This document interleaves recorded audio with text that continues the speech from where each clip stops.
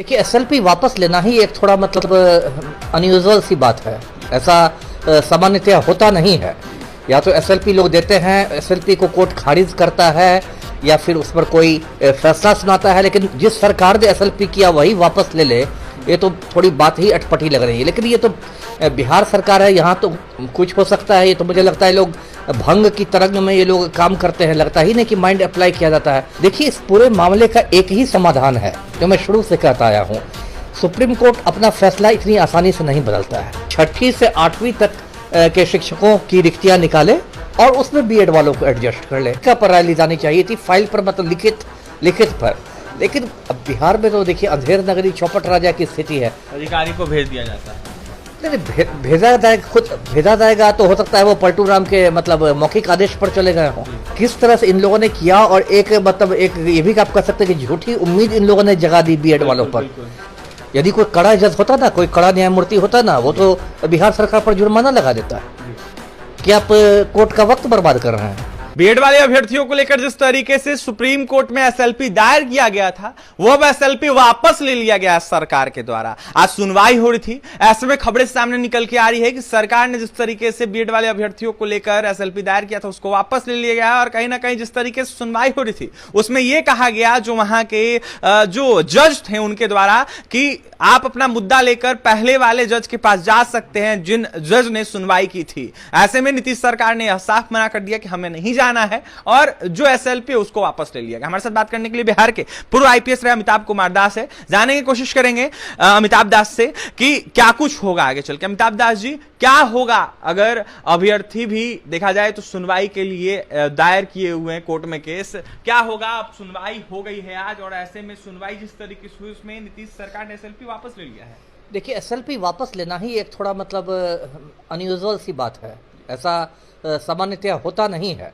या तो एसएलपी लोग देते हैं, एसएलपी को कोर्ट खारिज करता है या फिर उस पर कोई फैसला सुनाता है, लेकिन जिस सरकार ने एसएलपी किया वही वापस ले ले, ये तो थोड़ी बात ही अटपटी लग रही है। लेकिन ये तो बिहार सरकार है, यहाँ तो कुछ हो सकता है। ये तो मुझे लगता है लोग भंग की तरंग में ये लोग काम करते हैं, लगता ही नहीं कि माइंड अप्लाई किया जाता है।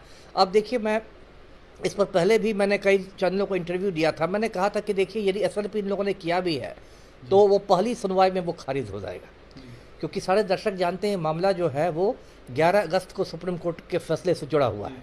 11 अगस्त को सुप्रीम कोर्ट ने 166 पन्नों का फैसला दिया था। मैंने उसको बहुत गहनता से पढ़ा है और उस फैसले में कहा था कि जो बीएड डिग्रीधारी हैं वो प्राथमिक शिक्षक बनने के योग्य नहीं हैं, पहली से 5वीं तक की कक्षा को नहीं पढ़ा सकते हैं। सिर्फ जो डीएलएड वाले हैं वो पढ़ा सकते हैं। डीएलएड का मतलब है डिप्लोमा इन एलिमेंट्री एजुकेशन। अब वो जो फैसला सुनाया गया था वो राजस्थान के मद्देनज़र सुनाया गया था, लेकिन चूंकि सुप्रीम कोर्ट है, पूरे हिंदुस्तान की सबसे ऊंची अदालत है, तो नेचुरल है कि वो पूरे हिंदुस्तान पर लागू होगा।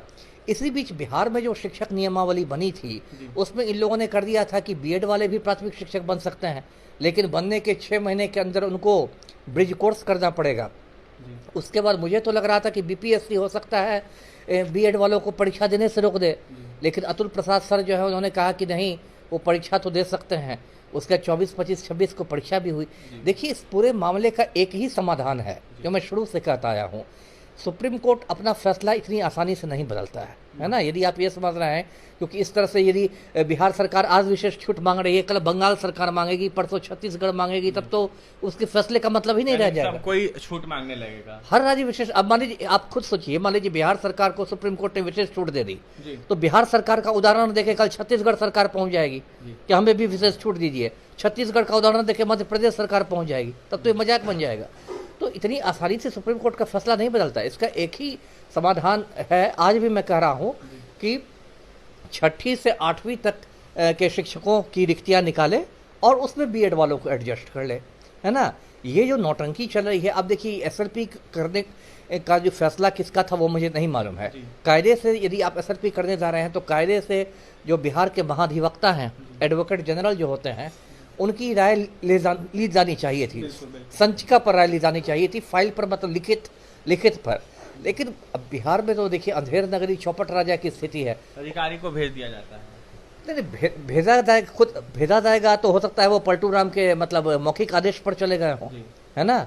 और किस तरह से इन लोगों ने किया, और एक मतलब एक ये भी आप कह सकते हैं कि झूठी उम्मीद इन लोगों ने जगा दी बीएड वालों पर।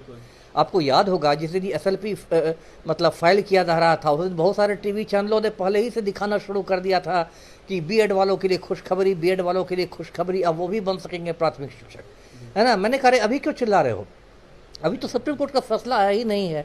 तो एक झूठी उम्मीद भी लोग जगा देते हैं, झूठी उम्मीद में भी कुछ लोग एक मतलब बिल्कुल जो कहते हैं ना, एक बिल्कुल असमंजस की स्थिति बनी हुई है। ये बात ये भी सामने निकल के आ रही है कि जिस तरीके से आज सुनवाई हो रही थी, जिस तरीके से आज सुनवाई की बातें सामने निकल के आ रही थी, ऐसे में जो जज थे आज के, वो कह रहे थे कि पहले वाले जज ने जिस तरीके से सुनवाई की है, मामला सामने लेकर आए हैं, उनके पास आप जा सकते हैं, उनके पास भेजने की भी बातें करी थी, लेकिन नीतीश सरकार ने मना कर दिया, उन्होंने केस को तो वापस लिया।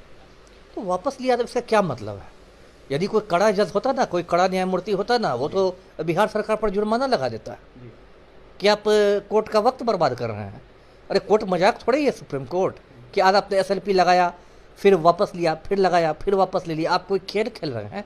यदि कोई कड़ा जज रहता तो हो सकता था बिहार सरकार पर वो लाख रुपया 2 लाख रुपया का एक ये लगा देता है ना, जुर्माना लगा देता कि आप कोर्ट का जो मतलब बहुमूल्य समय है उसको बर्बाद कर रहे हैं। यानी कि अभ्यर्थियों को भ्रमित किया जा रहा है, परेशान किया जा रहा है। आप खुद समझिए ना कितना इन लोगों ने मतलब जिसको कहते हैं ना, मतलब जिसको बिहारी बोली में कहे तो घोल मट्ठा कर दिया। ये भी हो रहा है, वो भी हो रहा है, क्या है, क्या इतना सारा है। सीधे आप 6ठी से 8वीं तक के शिक्षकों की रिक्तियां निकाले, बीएड वालों को उसमें एडजस्ट करें, डीएलएड वालों को बनने दे प्राथमिक शिक्षक, सब लोग अपनी जगह खुश रहेंगे। जी अभ्यर्थियों को क्या कहिएगा जो बीएड वाले अभ्यर्थी हैं, वो भी केस कर चुके हैं, शुक्रवार को उनकी भी सुनवाई होनी, यानी कि 13 अक्टूबर। नहीं ठीक, उनके भी केस में कुछ होने वाला नहीं है, उनके भी केस होना पड़ेगा। हाँ, उनके भी केस में कुछ होने वाला नहीं है। अब केस करने के लिए तो सब स्वतंत्र है, लेकिन उनके भी केस का वही हश्र होगा जो बिहार सरकार के एसएलपी का हुआ है। बीएड वालों से फिर मैं यही कहूँगा कि देखिए पलटू राम के झांसे में नहीं है, ये बस आपको बड़गला रहा है, गोल गोल घुमा रहा है।